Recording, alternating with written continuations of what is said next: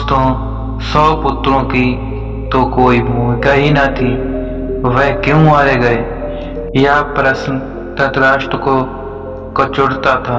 महाभारत युद्ध समाप्त होने पर धृतराष्ट्र गहरे शोक में डूब गए थे।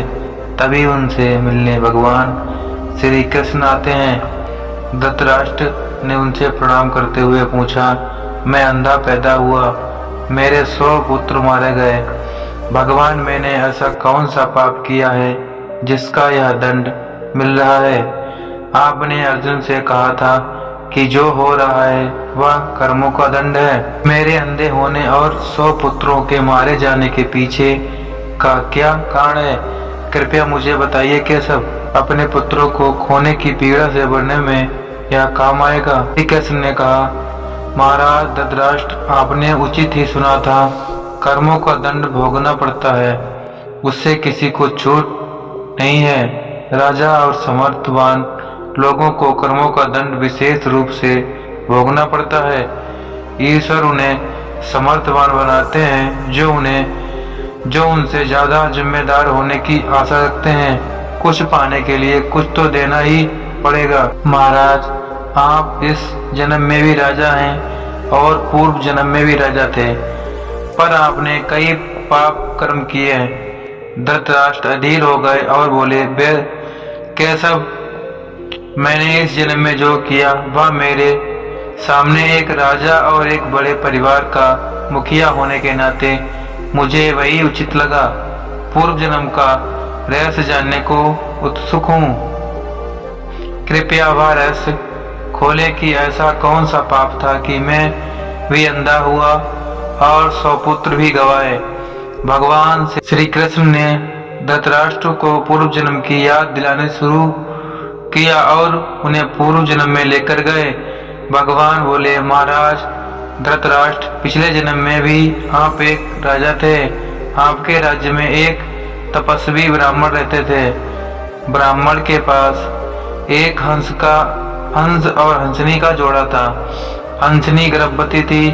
ब्राह्मण को उनसे अपनी संतान के जैसा लगाव था। ब्राह्मण को तीर्थ यात्रा पर जाना था, लेकिन हंसों की चिंता में जा नहीं पा रहे थे। उसने अपनी चिंता एक साधु को बताई। साधु ने कहा, तीर्थ में हंस बाधक हैं। हंसों का अगला जन्म खराब क्यों करते हो? राजा प्रजा पालक होता है। तुम और तुम्हारे हंस दोनों उसकी प्रजा हैं। इन्हें राजा के संरक्षण में रखकर तीर्थ को जाओ। आप एक प्रजा पालक राजा थे, इसलिए ब्राह्मण को यह बात जम गई।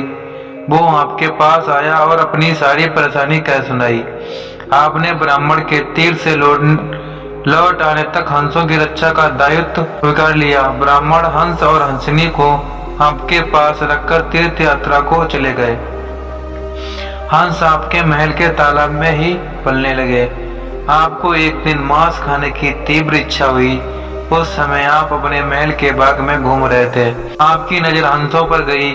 आपने सोचा, सभी जीवों का मांस खाया है, पर हंस का मांस आज तक नहीं खाया है। इसका स्वाद आखिर कैसा होता होगा? आप इसी विषय पर सोचते रहे और हंस का मांस खाने की इच्छा तीव्र होती चली गई। यह इच्छा पराकाष्ठा पर पहुंच गई और आप खुद को रोक ना पाए। आपने हंस के 2 बच्चे भूनकर खा लिए। उसका स्वाद आपकी जिह्वा को लग गया। इन्हीं को एक एक करके 100 बच्चे हुए। आप सबको खाते चले गए। अंततः हंसों का जोड़ा संतानहीन होकर दुख में मर गया। कई साल बाद वह ब्राह्मण तीर्थ यात्रा से लौटा और आपके पास आया।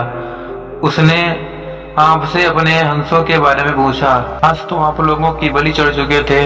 प्रजापालक राजा यह कैसे कहता कि उसने अपनी प्रजा की संपत्ति को चुपके से लूट लिया? इसलिए आपने ब्राह्मण से कह दिया कि हंस बीमार होकर मर गए। ब्राह्मण दंपत्ति आप पर पूरा भरोसा करता था। उसने आपकी बात मान ली और विलाप करते घर चले गए।